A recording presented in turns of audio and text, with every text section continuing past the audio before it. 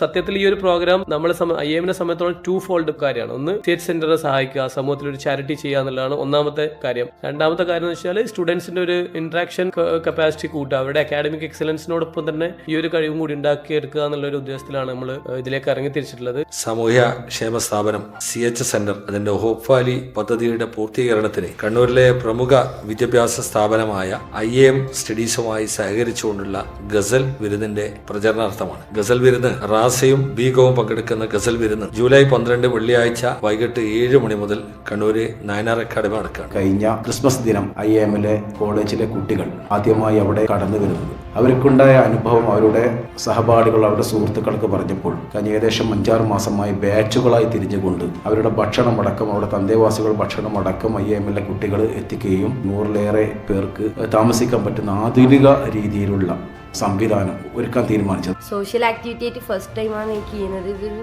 ഭയങ്കര നല്ല എക്സ്പീരിയൻസ് തന്നെയാണ് ഉണ്ടായത്. കുറേ ആൾക്കാരെ പരിചയപ്പെടാൻ പറ്റി. ഓഫ് സ്റ്റുഡൻസിനെ റെപ്രസെന്റ് ചെയ്തിട്ടാണ് ഞാനിവിടെ നിൽക്കുന്നത്. വളരെ നല്ല അനുഭവം ഉണ്ടായത്.